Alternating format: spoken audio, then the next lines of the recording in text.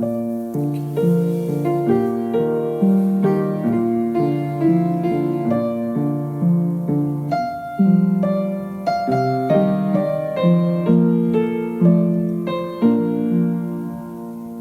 and welcome to Rippercast, your podcast on Jack the Ripper and the Whitechapel murders, as we bring to you recordings from the audio archives. This is the fifth of 8 instalments, in chronological order, spanning the years 1995 through to 1999, and all focusing on the Maybrick Diary.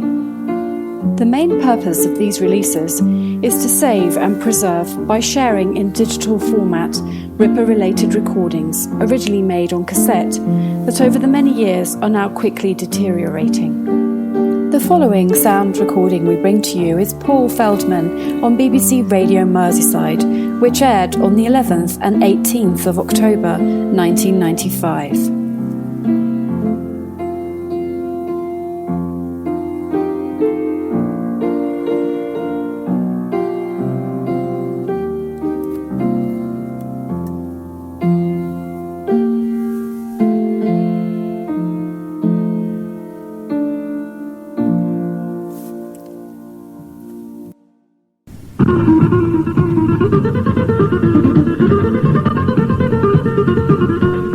Hello again, Bob Azurdia here, and since Mike Barrett, the one-time Liverpool scrap metal merchant, first claimed he'd faked the so-called James Maybrick Jack the Ripper diary and then denied it, events have moved fast.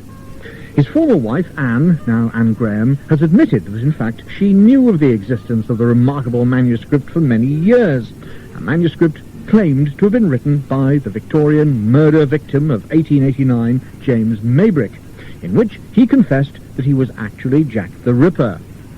She told us that the diary had been in her father's family for years, that she'd kept it from her husband, but then asked a man named Tony Devereux to pass it on to her husband, and that she is actually the great-great-granddaughter of Florence Maybrick, who was convicted of her husband James Maybrick's murder.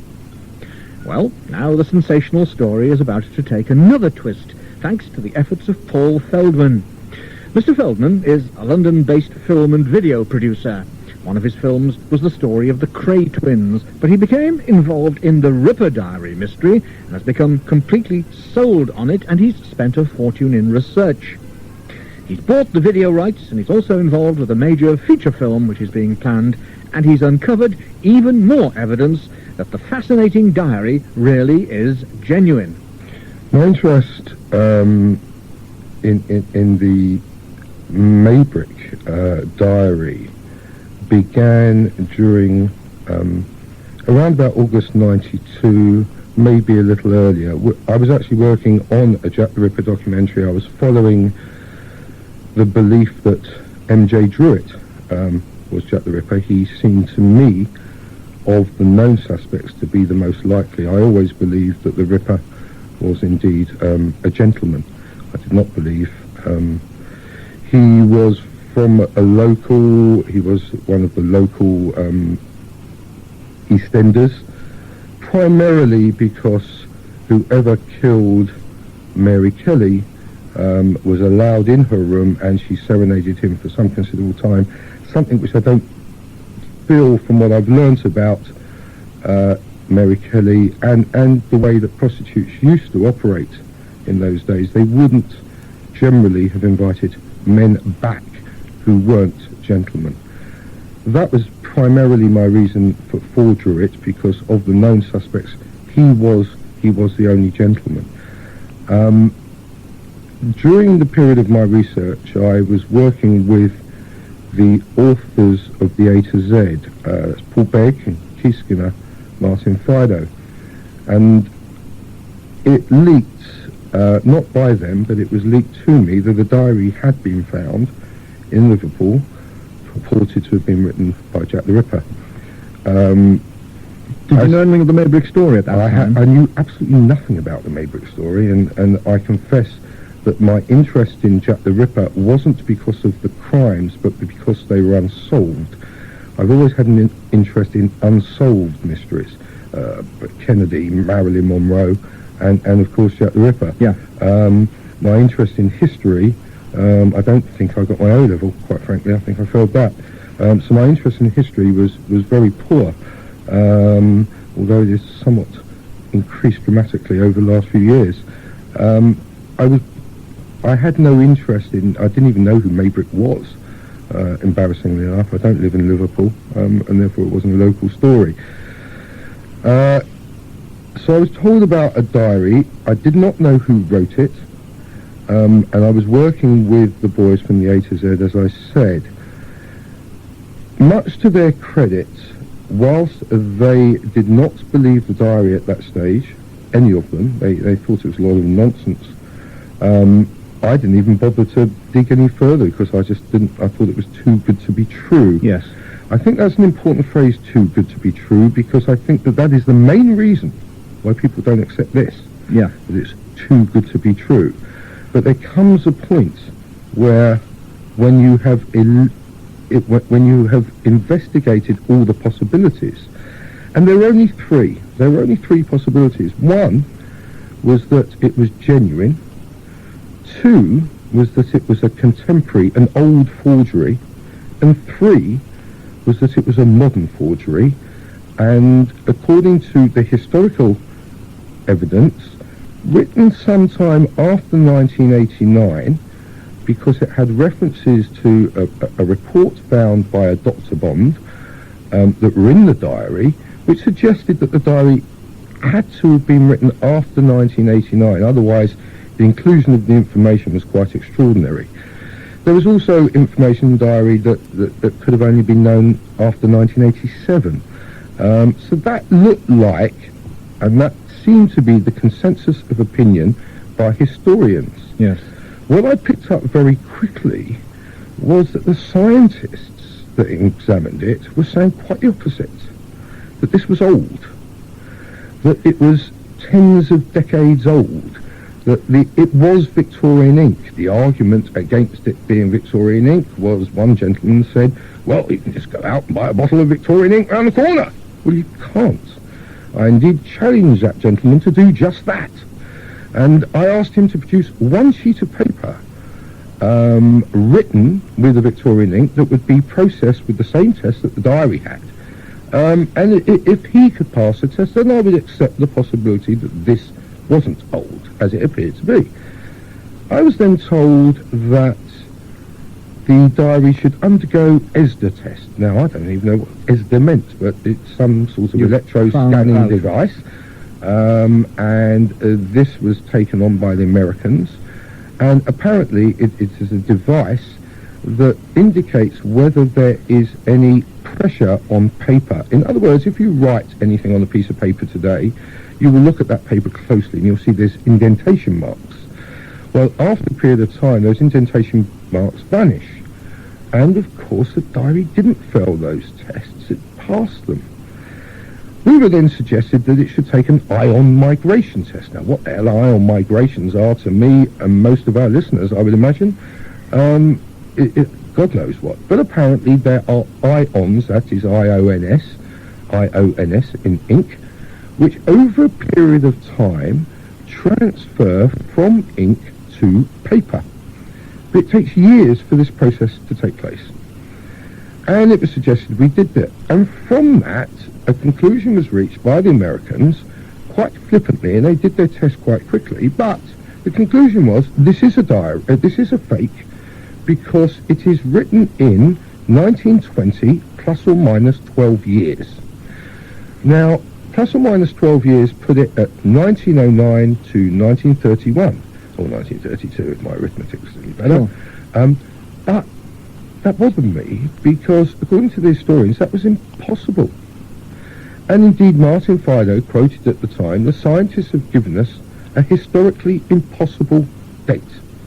So all of a sudden we had this battle going on, where the scientists were saying it was old, and the historians were saying it was new.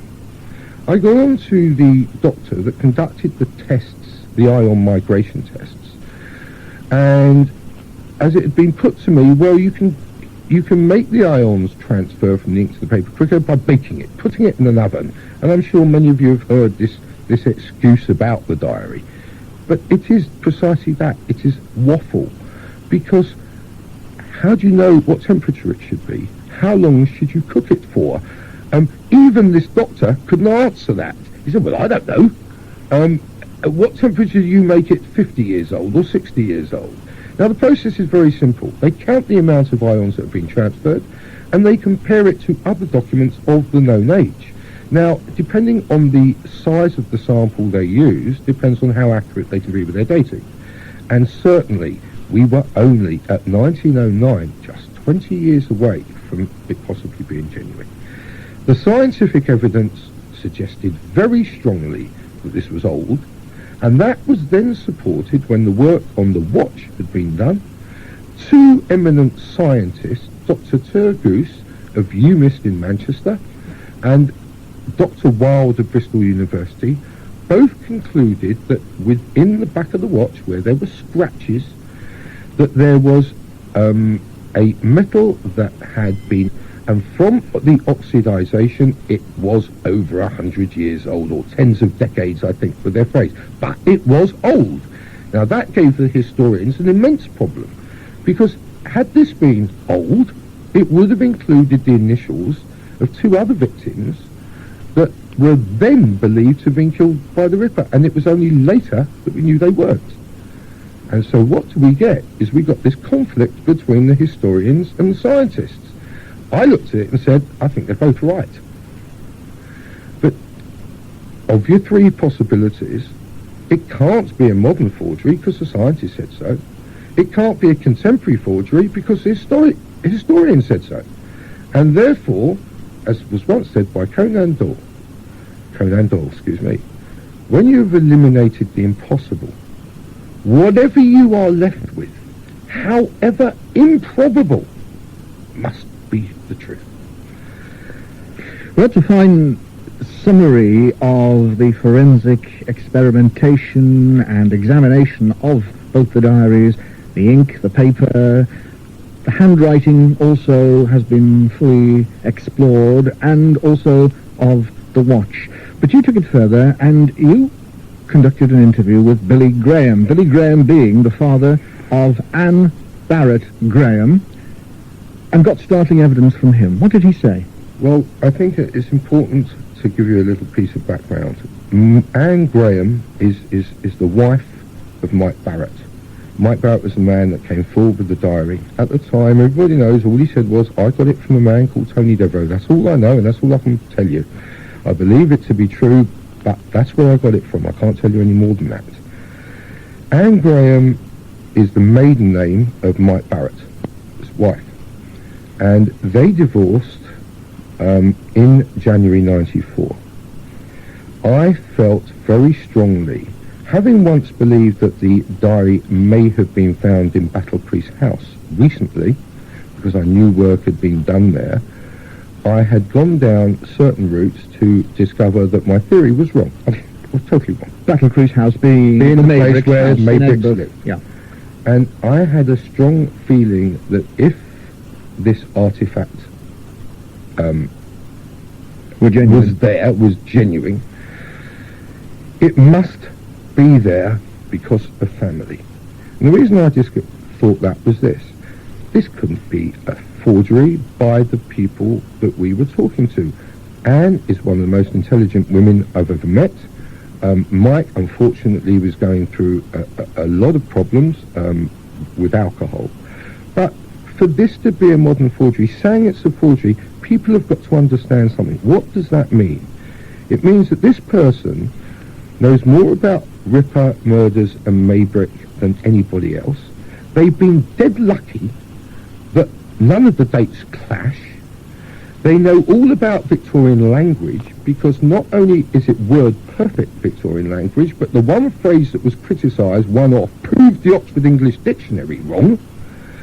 They know all about metallurgy, because they must somehow be associated with the watch if it's a fake, and therefore they've somehow implanted this bit of oxidised metal in there. To me, this is absolute fantasy. And not only that, they know all about ion migration. They know all about. I just think this is fairy tale.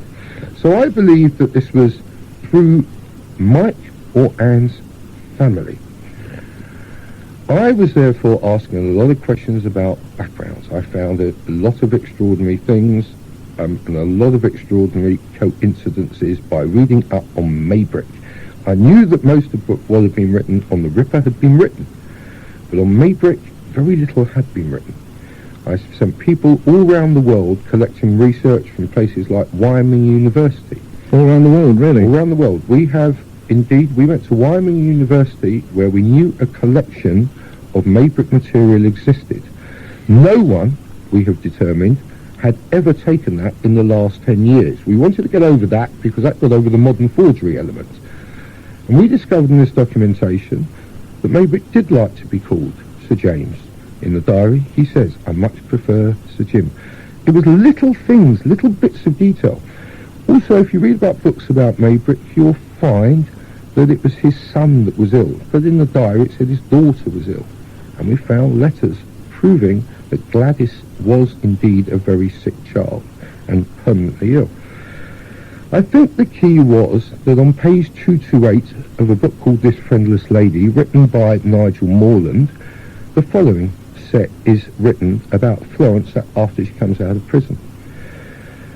In January of that year, she was moved from Aylesbury Prison to the House of the Epiphany on the banks of the Fowl in Cornwall, where, as Mrs. Graham, she was to try to regain some of her former health and strength.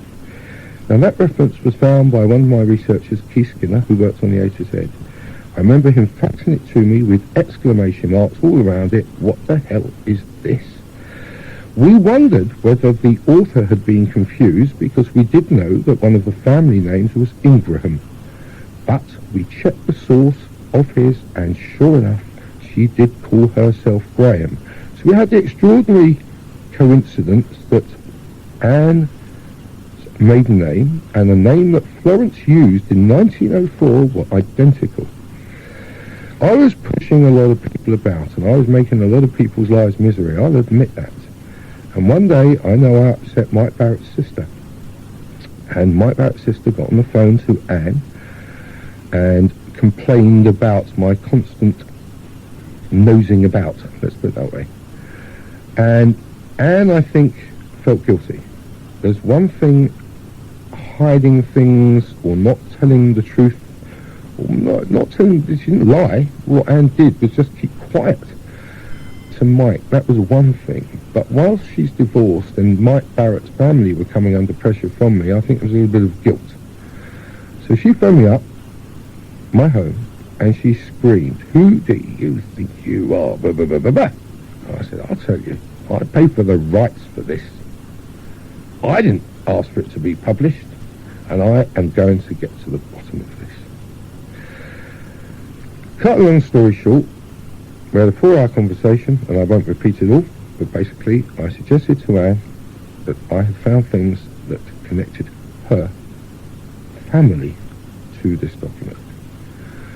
Anne asked her father, who was very sick, very ill, and indeed died just 3 months after all this happened, whether he would see me, and much to her surprise he agreed to. Much of what you may read is not true. It was not Anne that told me anything. I went to meet this wonderful man, wonderful gentleman. He'd fought in the war for 13 years. He'd real Liverpudlian. He loved his football and his sport and everything else. And he shook hands with me and he sat down next to me on the settee and he said, "I don't want anything what I'm about to tell you." Anyway, I had a feeling at the time, I don't know why, I was questioning him on the basis that he was a descendant of James Maybrick. And the reason that was my thought process was I didn't believe anyone would be ashamed to be associated with Florence. What I didn't know then was at that point, Anne knew that there was a connection to the nurse at Battle Crease, and privately, although it had not come out and said so, privately thought that maybe the diary had been nicked out of Battle Crease. Anne had thought this privately. Anne had thought that privately. As Billy was talking, he suddenly said, when I asked him why the diary was in the family, he said, "Perhaps it's because my father was the illegitimate son of Florence." and she fell pregnant with him when she was 15 and gave birth when she was 60. The text I have and will be publishing in a book, but as near as damn it, I've repeated him word for word. And you've got this on tape too, I believe. It's on cassette, yes. Anne, at that point, stood up and screamed at her father, "Who told you that?" And it was clear, and it suddenly, the penny dropped. She didn't know. All she knew was it was in the family. She saw it in 1968. She couldn't really tell you any more than that, other than that her father told her he was given it at Christmas 1950. A second interview with Billy confirmed that he first saw it in 1943, although at that time his father was alive and therefore would have belonged to him. He was given it by his stepmother at Christmas of 1950. His father indeed had died in January 1950. So I was stunned. It wasn't the relationship that I expected, but moreover, I knew her father was born, her grandfather was born in 1879. Now, according to the history books, Florence came to this country in 1880. And so, as I came out, whilst being a bit apprehensive, I realised, why had Billy spoken to me? He knew he was dying, and it cottoned on. Mike had made this ridiculous statement in the Liverpool Post. If one goes back and reads their copy again, they will see that Anne, when confronted by Harold Bruff, immediately said, "I will fight tooth and nail to protect my family." And she also said, "He's just trying to get back at me." Now, if Mike Barrett had written a diary, what's it got to do with Anne? And why would she have made those comments? She knew, and no one read between the lines. If everyone looks at the retraction made by Richard Bart-Jones, charming solicitor who I've met and has been extremely helpful as much as he can be, he said the next day a statement, and everyone overlooked this statement, and the Sunday Times were so biased they wouldn't even be prepared to print it. They were quite prepared to print Mike's confession, which, as I know you've all heard, was made after 2 bottles of whiskey. But the very next day, solicitor said, not on his client's behalf, but off his own back, that his client lied, and that he had evidence that he lied. Now, no solicitor would make a statement like that unless they were justified in doing so, and not a solicitor like Richard Bart-Jones and of a wonderful firm like Moorcroft Garnett. Now, to me, that was saying our solicitor was telling us, his solicitor was telling us, telling the world in the best way he could, this is genuine. I can't tell you why, I can't tell you how, but take the notice of my client. He wouldn't have made the statement otherwise. He's a very, very well thought of man. When I got this from Billy, I thought to myself, oh Christ, I've got a real problem here. She didn't come to England till 1880. Wrong. And I also realised that if Billy had not been telling the truth, he has just destroyed his daughter's credibility forever. The one thing he was trying to protect. Bingo. Florence Maybrick most certainly was in England in 1879. We have 3 separate references to that effect. By references, you're talking about newspaper references. Yes, and there's a sworn statement by a man called John Bailey Knight. We know she was in England in 1879. Moreover, and this will surprise, and I will read it out for the first time on this station, but there is an article in the Liverpool Echo, and one can check the source, Friday, August the 9th, 1889, page 4, for a matter of detail. It's headlined Mrs. Maybrick's Childhood. Residents at Kempsey, near Worcester, recollect that 20 years ago, Mrs. Maybrick, then a little girl, lived at the vineyards there with her sister and her mother, Madame du Barry, which is what her name was at the time. A German governess educated the children. The mother is described as a fine, handsome woman and good company. The house was nearly always full of visitors. After a residence of about 2 years, the family suddenly left. Local friends have since visited Madam under the more recent title of a Baroness von Rock. Florence Maybrick indeed was not brought up in America, which is something that our researchers discovered had never been known. She spent her entire life in Europe and England being educated. She returned to America on occasions, but only for a holiday. She was always educated in Europe and England. So it's all a myth that she met Maybrick on she met Maybrick. The transatlantic crossing. She met Maybrick coming over in 1880 on the boat, as was said, but she was simply coming back. She was just coming back. It wasn't her first visit to Europe as a young debutante, as has been promulgated as part of her defence, this innocent young heiress. That's absolutely correct. So there was much more to Florence. Perhaps she was a more experienced lady then.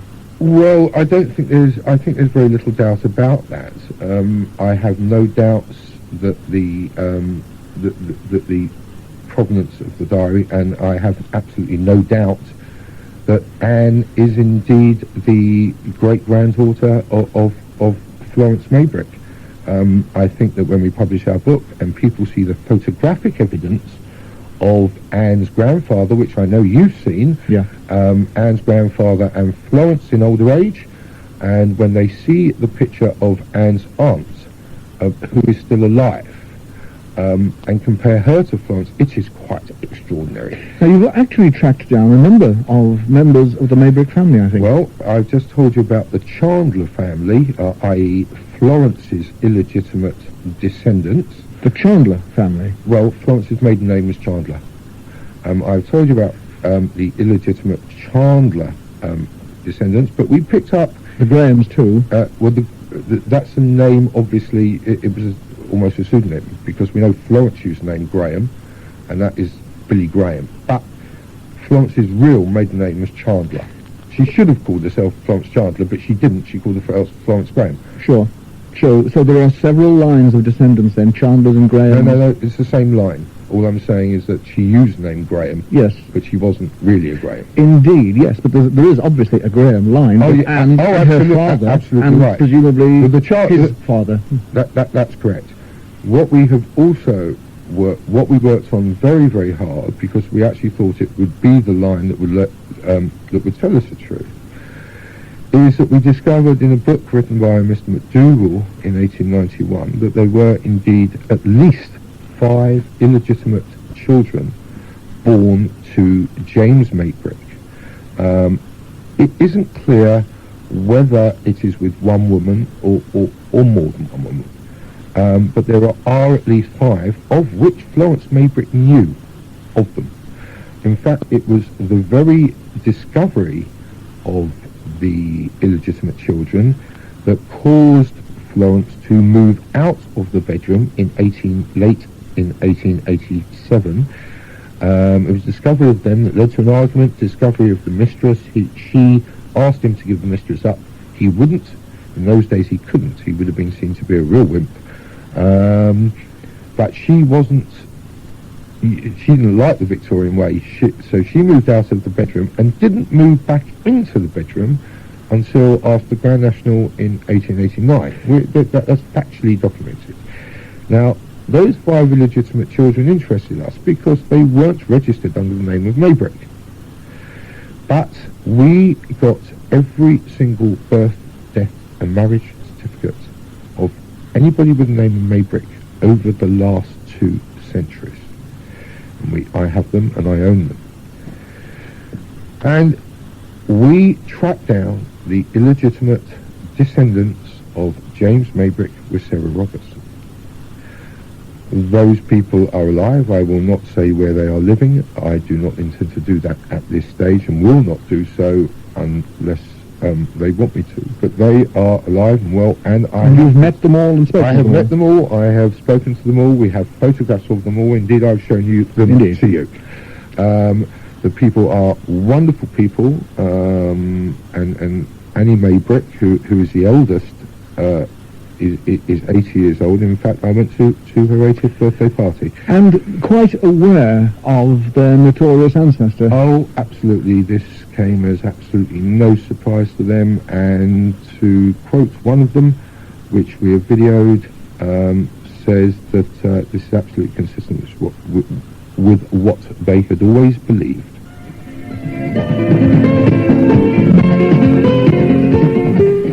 Paul Feldman, owner of the Maybrick Ripper Diary video rights and leading researcher into their history.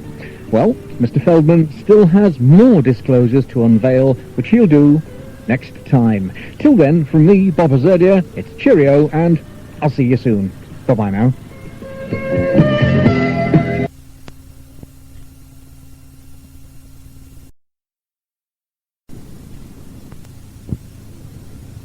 For the Azurdia interview, here's Bob Azurdia.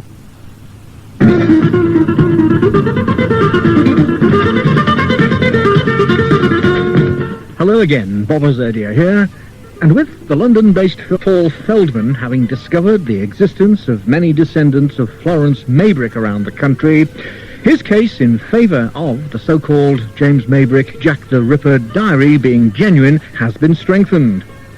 The amazing story in which it's been claimed that a diary produced by a one-time Liverpool scrap metal merchant named Mike Barrett had been written by the Victorian murder victim James Maybrick, in which he confessed to being Jack the Ripper, the amazing story has taken many turns.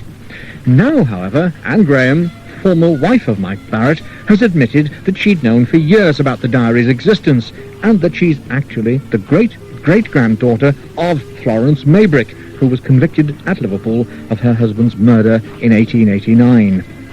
Further, her late father, Billy Graham, revealed to Paul Feldman that he knew about the diary and his grandmother, Florence Maybrick. And Mr. Feldman has subjected the diary to many forensic tests as to its age, on the paper, the ink, the handwriting, the language, all passing the tests of time.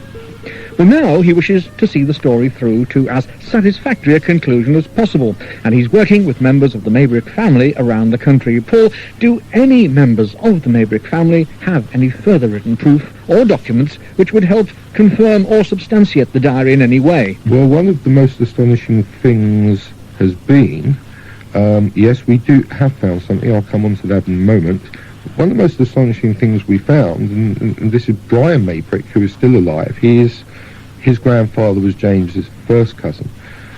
He actually said, when he was first approached by Shirley Harrison, who wrote the paperback, Shirley asked him if he had any correspondence from that side of the family. And he said no. And he realised that was actually rather strange, because I am now in possession, he has kindly lent me for research purposes, thousands of letters and postcards written from one Maybrick to the other. But anything from that side of the family does not exist. It's gone. It's vanished. And Brian Maybrick has said quite clearly, in his opinion, there was a family cover-up. There is no doubt about it in his mind. Everything seems to have vanished. A long time ago. A long time ago has vanished from that side of the family.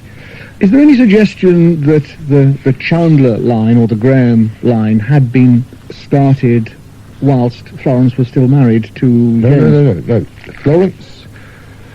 Florence had an affair with a man in 1879. We do believe we know who that man is. So not Briley? No, it isn't. She met Briley some 10 years later. 1879 was 2 years before she met James. She was only 16 years old at the time, there or thereabouts. It was before she even met James Maybrick. The illegitimate child was born before she met James Maybrick. It was born 18 months before she met James Maybrick. She left England in August 1879, which was some 7 months after the child was born, and to the best of our knowledge at this stage, when she returned in the summer of 1880, that was the period she'd spent in America. But we can prove that she returned to America in August 1879 with her mother from Liverpool. Is there any knowledge as to whether or not James knew about this existing illegitimate child of Florence's? There's no hard evidence that James knew about this particular thing, but there are several letters which unfortunately are only in text form rather than handwriting form, that he wrote to the Baroness, that is Florence's mother's solicitor, in the early part of his marriage to Florence, claiming that the Baroness had not told him the whole truth about Florence, and whatever he hadn't been told resulted in James cutting off any financial remuneration to the Baroness. So whatever it is would appear to be pretty serious. And could, at that time, in the age very much of macho Victorian man, despite his own proclivities, have helped his own attitude towards women generally, maybe? I think what I found extraordinary was that the motive... What we know is that Maybrick was a habitual user of drugs for 17 years. And a womanizer. And he attended brothels. The extraordinary thing is that one of the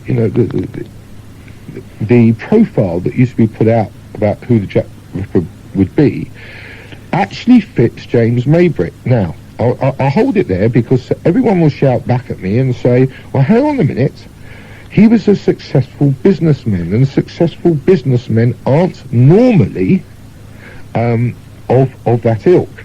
But I say, how do you measure success? How do you measure success? How does the audience measure success? I think people measure success compared to those around them. If you are one of, if your brother and you, one goes out and earns £1 million a year and the other one's earning £100,000 a year, compared to most, the £100,000 a year earner is very wealthy, but he will see himself as a failure compared to his brother. Now, I will give you this piece of fact. In 1861, we have got the census for the family. You will find that Michael Maybrick was 6 years, I believe, his junior. He was a professor of music. Thomas, his younger brother, was a director of a packing company. Edwin, who was only 20, was a cotton merchant. James, who was the eldest of the four, was a clerk. How would James have perceived himself in relation to his younger brothers? Inadequate. But equally, the phraseology, some of the words used in the diary could be explained if Maybrick knew about this earlier child of Florence's by his repeated use of the word the whore, or describing her in these terms. Absolutely. What we do know and can prove through documents that we have picked up in Wyoming University, and I cannot wait to see the faces of some of the critics of this document once they see what we have. But we have documents written by James Maybrick's best friend to another of James Maybrick's best friend. It is clear, and I suggest everybody read the diary again very carefully, the hallmaster referred to at the beginning of the diary is not Brearley, as has been assumed. The second hallmaster that he refers to around about New Year's Eve, round about the end of Christmas, that is Brearley. The earlier hallmaster was not. I will not reveal yet who it was, but it is not him. But you have a name? Oh, yes, we do. You have a name? Yes, we do. Obviously, you are completely convinced of the veracity, then, of the diary, Paul.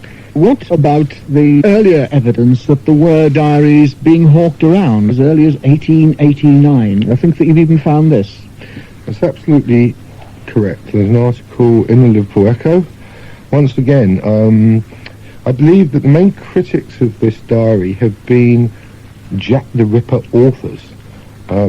Authors that have written about Jack the Ripper. I ask the audience to consider this.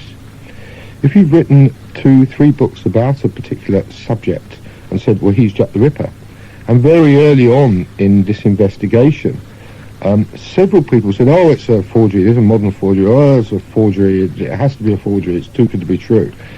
Is that really a responsible approach by historians? Is that the correct way in which the reaction should have been viewed by the press when this had not even been published, when the book hadn't even been published?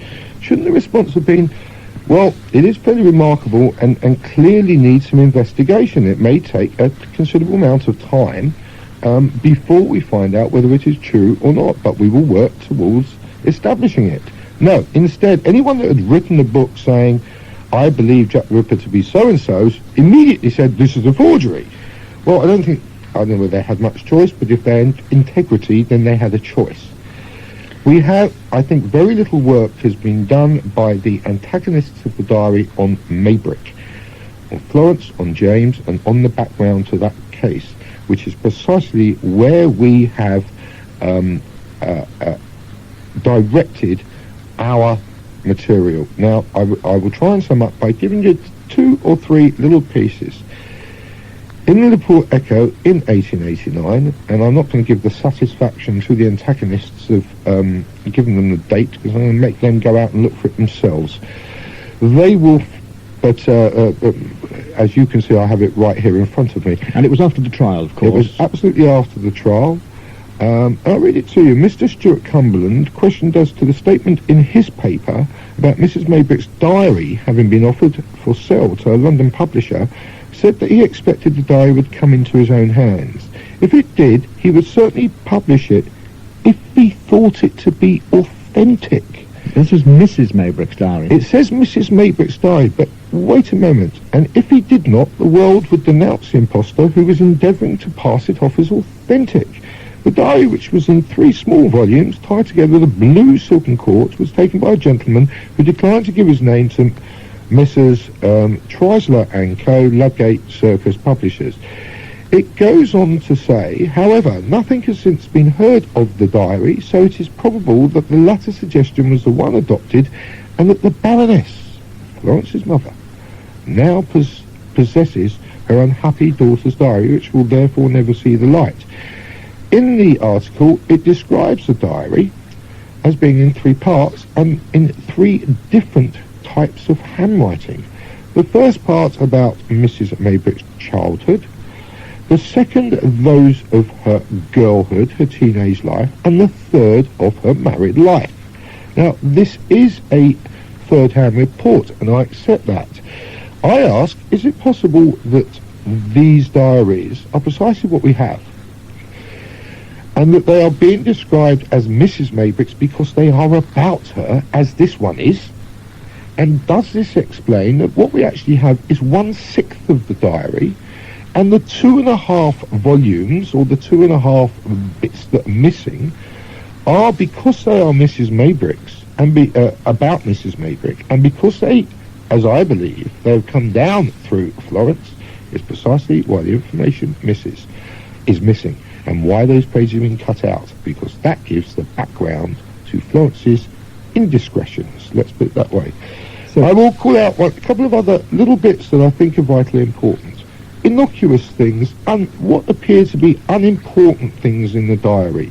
On the very first page, I think you will find that Maybrick has written words to the effect of, I took refreshment at the post house, it was there I decided London it shall be. A little bit further on it says, after all, do I not have a legitimate reason for going there? I have a letter in front of me, dated 1889, addressed to the Right Honourable Henry Matthews at the Home Office.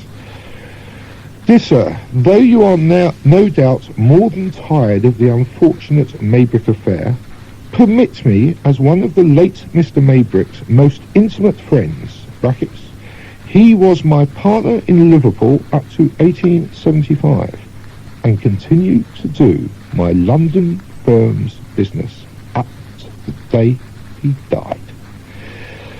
Certainly seems a legitimate reason to go into London for me. If anyone would like to check the address that Mr. Witt wrote from, this is a man called Gustav Witt, Gustav Andrea Witt. It is 4 Cullum Street, London, EC. You will find that is right on the border of the Minories, which was one of the famous Liverpool letters referred to, was, beware I shall be at work in the Minories. Maybe this was another of Maybrick's jokes, but it was right on the border of Whitechapel. I find it frustrating that various authors have written excellent books recently on the Ripper. Mr. Sugden wrote an excellent book on the Ripper. But his method in trying to dismiss the diary is flippant, it is unfair, and it is imbalanced. It gives one side of the story and one side of the story only. One tiny little thing, well, that proves it's a fake. Mr. Roger Wilkes said, well, it proves it's a fake because the post house didn't exist in Liverpool in 1889, as Shirley Harrison said it did. Shirley is the first to acknowledge she made a mistake, but it doesn't dismiss the diary because the person that wrote the diary did not say the post house was in Cumberland Street. He simply said, I took refreshment at the post house. It was there I decided, London it shall be. We'll have to wait until we publish our book to find out where the post house was, but yes, it did exist. Could have been at the Angel, perhaps. I know where it is, so I won't comment. But again, we found out very recently that Mr. Harris, who is probably the foremost voice in trying to dismiss this diary as a hoax, gave up on trying to disprove it historically and moved to science, which is the very test that Stuart Evans quotes in The Lodger. And that they had found chlorocetamide in the diary, having taken ink spots from America instead of directly from the diary, and that proved that was a modern preservative, and therefore the diary was fake. Mr. Evans, unfortunately, and Mr. Gainey, unfortunately, because I think their work is absolutely first class and it's a damn good book, doesn't tell you that following that there was a report done by Leeds University, and I will quote from Leeds University's response to AFI, who says to Melvyn Harris, and it says, does he not realise that the levels claimed to be detected are in layman's terms 0.00000000145 of a gram? I feel that so-called proven anti-contamination procedure may just leave this ultra-tiny amount of chlorocetamide attached to the column. The work that had been done by AFI, which is referred to by Stuart Evans, had previously done a test on chlorocetamide itself. That is a response that I've read out, is a response from Leeds University. What I will say is this. Any modern preservative linked with chlorocetamide would have a damn sight more than 0.000000145, or however, it's actually 9 zeros in case I got it wrong. Furthermore, and this is something that came to us recently, much to the dismay of some of the experts in this country, it has been discovered that chlorocetamide, the very thing that has been claimed to be the reason why the diaries are fake, was actually first used in 1857, furthermore in 1871, and furthermore in 1874. They, if anyone had done their research properly, they would have found that. Nothing has been found to dismiss this document. Not one piece of historical evidence, only people's interpretation of it. They are simply, sooner or later, going to have to accept the truth.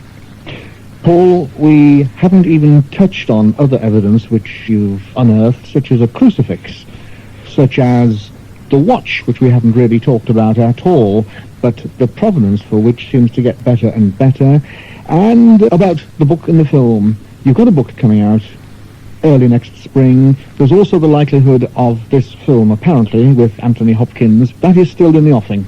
We heard yesterday that a rumour has been spread that Anthony Hopkins has pulled out of the movie. We spoke yesterday to Anthony Hopkins' manager, who he said, well, if he has, I don't know about it. Every Hollywood actor will sign a deal subject to script approval.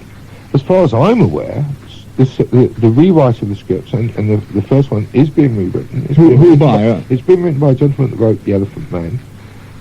It's been directed by William Friedkin, who did The French Connection and The Exorcist. As far as I'm aware, it hasn't pulled out. Whether he has, whether he hasn't, I don't think is vitally important one way or the other at this stage. Oh, not to the proving or otherwise of the diary, but as a matter of continuing interest. That's right. I have no doubt that when the movie is made by New Line, who are a first-class company... And the film is certainly going to be made. Oh, without doubt. Whether it's Hopkins or not. Whether it's Hopkins or not, yeah. Whether it happens now, whether it happens next year, they will get it right. They won't just bung out a film for the sake of bunging out a film. And in the meantime, you are going to bring out, I believe, another video. We have interviewed on video the illegitimate descendants of James Maybrick and Florence Maybrick. We believe that those interviews are of such historical importance. And we believe that when the public see these people, these quite ordinary people, they are either going to have to say, well, how big is this conspiracy getting now? Have we got now 3, 2? How many people are involved with this? I mean, quite the idea of modern forgery, if one actually sits down and thinks about it, is quite preposterous. Tony Devereaux thinks, well, I'll die just before this comes out, and then Billy Graham says, well, I'll give my story, and then I'll drop dead. And I mean, this is absolute nonsense. And when people actually think what a modern forgery means, they will realise, forget it. I've been working on this for 3 years, with 4 full-time researchers and many other part-time researchers. I have invested over £150,000 in research material. Now, that means that if this had been fake, they'd have had to do the same thing. And at any point, they may have discovered, oh, Maybrick's in the wrong place at the wrong time. It's pretty much of a silly thing to embark on in the first place, but no one has thought about that. You will hope to recoup all that and a good deal more, I imagine. I would be very happy, and I have got to the point of my life where I have been angry, very angry at the flippancy and disappointed at the way that people have approached this. I know that Mike didn't make it easier with his confession. I know, but if one read and bothered to read what his solicitor said and read through the lines and read carefully, they would have seen what was going on. Mike was bitter about his breakup with his wife. I can understand that. I can understand his pain. I know the man, and as much as he has given me a lot of grief, I like him, I feel sorry for him, and I know that he's done wrong things, but in his mind it's because he adores his wife, his ex-wife, he adores his children, and cannot come to terms with the fact that they are no longer there. And that would all affect us in different ways. It would affect you one way, it would affect me another, it would affect other people. He is absolutely correct, and was correct when I heard him yesterday in saying that it's a curse, and so many people have been affected by it. I actually do not know of the people that are working very closely with it anybody whose lives are similar to what they were when they started. They're not. My marriage is broken up too. As a result of your investigating, I'm not saying the time it was solely on it. No one can say that. There are a lot of reasons for a lot of relationships breaking up or staying together. But most certainly the added pressure, the added pressure, the work that I put into it, the amount of hours that I dedicated to it. There's no question that I neglected my family, and I have no qualms in admitting that I wasn't there. And when I was there, I had Paul Begg staring at me, or Keith Skinner staring at me, or Martin Howell staring at me, and we were debating the Jack the Ripper till 3 or 4 o'clock in the morning. Yeah, it isn't going to lead to a very conducive way of living. People have died. Billy Graham died, in fact, the night that Anne Graham was meeting the illegitimate Maybricks in Peterborough, which we've got many pictures of, which we did some time ago. And that, after nursing her father for many, many years, the night he had to die, she wasn't there, and I felt very guilty about that. Her father's stepsister, just as we were arranging to go up and film her, died. You'd think these people are dying out of convenience? That was actually, someone had the audacity to suggest that. And I find this very sad. This is real documents, and this is an important piece of history, and an important document that psychologists, doctors will be able to use. And people have to start saying, hey guys, you're out of order when you dismiss this. One final question, if I may, Paul. That's on the crucifix. The crucifix. This was actually reported in the Sunday Telegraph, it must have been 10 months ago. And whether anything else existed in the family. And all she said was that when she opened this trunk and she saw the diary for the first time in '68, with it was a crucifix. Now, there was also about 6 inches in length. It's I think it's about 4. About 4 inches in length. A small, not a large crucifix to hang on the wall. She didn't know whether it was with the diary or not. It was simply on top of it. But there was, for example, some tropical clothing in there, which wasn't, and we know wasn't anything to do with it. So no one is trying to say, well, it... Okay. We didn't know whether it was or wasn't. We took it to Sotheby's, who dated it at just over 100 years old, which opened our eyes. We thought that maybe it had something to do with Florence being in the convent in Cornwall when she came out of prison, Truro, and we sent the picture down to Cornwall, and they came back and said, nope, sorry folks, but this isn't the one. Now, when we were researching, we were able to get Stephen Knight, who wrote a book called Jack the Ripper, The Final Solution, 76, I believe. And he too now has died. He too died. He died of a brain hemorrhage when he was in his early 30s. His family were kind enough to allow us to have access to his complete collection. And he done a lot of work on the subject, and he found out that Mary Kelly had stayed in a convent at the end of Whitechapel. Mary Kelly being the last of the victims of the Ripper. Well, it wasn't the last but one, according to the diary, but certainly the last known Ripper victim. And what we discovered was quite extraordinary. He had this brochure of the convent, and on the front of the brochure, which I know I've shown you today, is a picture of a nun holding a crucifix. And that crucifix looked to me to be remarkably similar to the one that Anne Graham had. And we took it directly to the convent. We saw the sister, and yes, it is the same as the crucifix used in that convent at that time. This is a Dominican order, too. Correct. Now, we do not know, and we were told that it may not be the only convent that used that crucifix.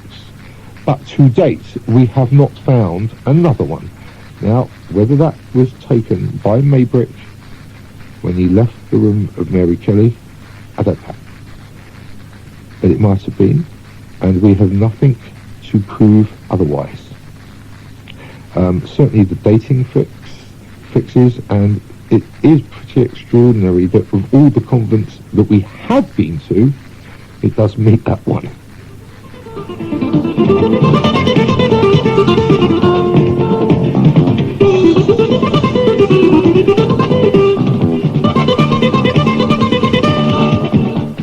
Paul Feldman, producer of the forthcoming Jack the Ripper James Maybrick Diary video, and with still more secrets to reveal. For example, about the truth of the watch purchased in Wallasey by Albert Johnson, on which were engraved the initials of James Maybrick, plus the scratched initials of all the Ripper's victims, and the words, "I am Jack." The story goes on and on. But for the moment, that's where we'll leave it, though I'm convinced now that the diary really was written by James Maybrick of Battlecrease House, Riversdale Road, Egbert in Liverpool, and that he was also Jack the Ripper. Whether he was really murdered by Florence, despite the jury's verdict, well, that's another mystery for another time. Till next time, though, from me, Bob Azurdia, it's cheerio, and I'll see you soon. Bye-bye now.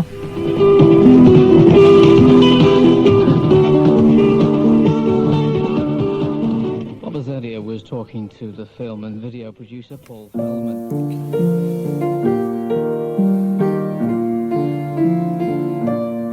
And that was Paul Feldman on BBC Radio Merseyside in October 1995.